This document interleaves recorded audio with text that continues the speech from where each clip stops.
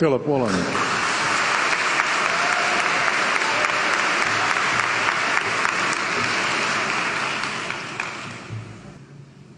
King Lear, late at night on the cliffs, asks the blind Earl of Gloucester, "How do you see the world?" And the blind man Gloucester replies, "I see it feelingly. And shouldn't we all? Animals must be off the menu because tonight they are screaming in terror in the slaughterhouses, in crates and in cages, vile, ignoble gulags of despair." You see, I heard the screams of my dying father as his body was ravaged by the cancer that killed him. And I realized I'd heard those screams before. In the slaughterhouse, their eyes stabbed out and their tendons slashed, on the cattle ships to the Middle East, and the dying mother wail as a harpoon explodes in her brain as she calls out to her calf. Their cries were the cries of my father. And I discovered that when we suffer as equals. And in their capacity to suffer, a dog is a pig, is a bear, is a boy. Meat today is the new asbestos, more murderous than tobacco.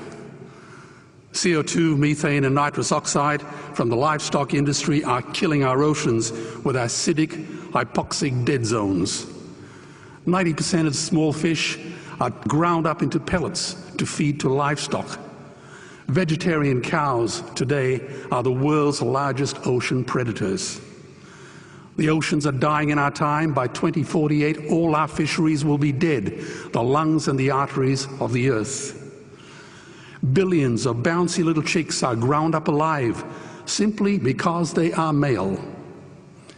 Only 100 billion people have ever lived. 7 billion people live today.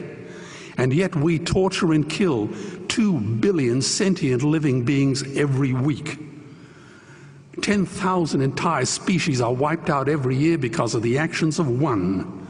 And we're now facing the 6th mass extinction in cosmological history. If any other organism did this, a biologist would call them a virus. It is a crime against humanity of unimaginable proportions. But happily, the world is changing. 10 years ago, Twitter was a bird sound. www was a stuck keyboard. Cloud was in the sky. 4G was a parking space. Google was a baby's burp. Skype was a typo. And Al-Qaeda was my plumber. Victor Hugo said, "There is nothing more powerful than an idea whose time has come."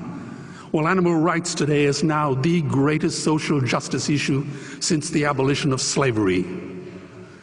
Do you know there are over 600 million vegetarians in this world? And that is bigger than the United States, England, France, Germany, Spain, Italy, Canada, Australia, New Zealand, all put together. If we were one nation, we would be bigger than the 27 nations of the European Union. Can you believe that? And despite this massive demographic footprint, we are still drowned out by the raucous hunt and shoot and killing cartels who believe that violence is the answer when it should not even be a question. Meat kills animals, kills us, and is killing our economies. Medicare has already bankrupted the United States.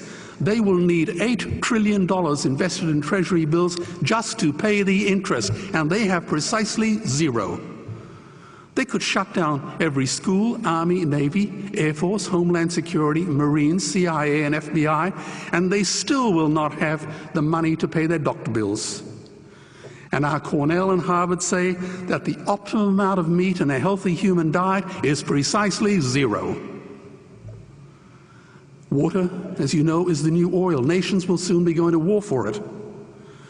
Underground aquifers that took millions of years to fill are now running dry. It takes 50,000 liters of precious drinking water to make 1 kilo of beef. Today, 1 billion people are hungry. 20 million people will die from malnutrition. Cutting meat by only 10% will feed 100 million people, and eliminating meat will end starvation forever. If everyone ate a Western diet, we would need 2 planet Earths to feed us. We've only got one, and she is dying.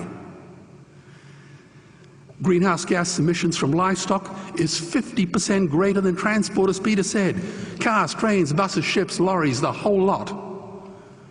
And as I travel around the world, I see poor countries who sell their grain to the West while their own children starve in their arms. And the West feeds it to livestock so we can eat a steak? Am I the only one who sees this as a crime? Believe me, every morsel of meat we eat is slapping the tear-stained face of a hungry child. When I look into her eyes, do I remain silent? The earth can produce enough food for everyone's need, but not enough for everyone's greed. We are facing the perfect storm. If any nation had developed weapons that could wreak such havoc on the planet, we would launch a preemptive military strike and bomb it back into the Bronze Age. But it's not a rogue state, it's an industry. The good news is we don't have to bomb it. We can just stop buying it.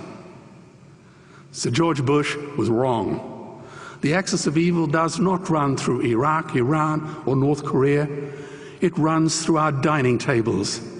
Weapons of mass destruction are our knives and forks. Our proposition is the Swiss Army knife of the future. It solves our environmental, water, human health problems and ends cruelty forever. The Stone Age didn't end because we ran out of stones. This cruel, disgusting industry will end because we run out of excuses. Meat is like the 1 and 2 cent coins. It costs more to make than it's worth. And I come from the bush. Farmers are the ones with the most to gain. Farming won't end, it would boom. Only the product line will change. Farmers would make so much money they won't even bother counting it, and I'd be the first to applaud them. Governments would love us. New industries would emerge and flourish.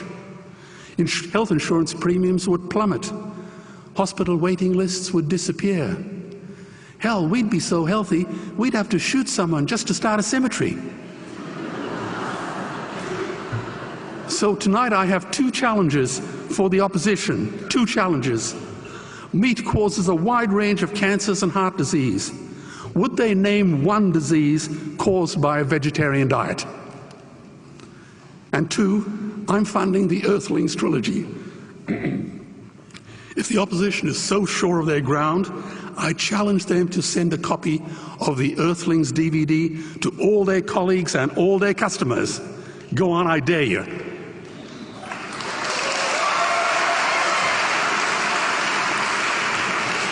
Animals are not just other species, they are other nations, and we murder them at our peril. The peace map is drawn on a menu.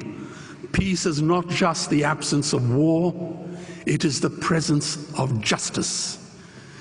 Justice must be blind to race, color, religion, or species. If she's not blind, she will be a weapon of terror. And tonight, there is unimaginable terror in those ghastly Guantanamos we call factory farms or slaughterhouses. Believe me, if slaughterhouses had glass walls, we wouldn't be having this debate tonight. You see, I believe another world is possible. And on a quiet night, I can hear her breathing.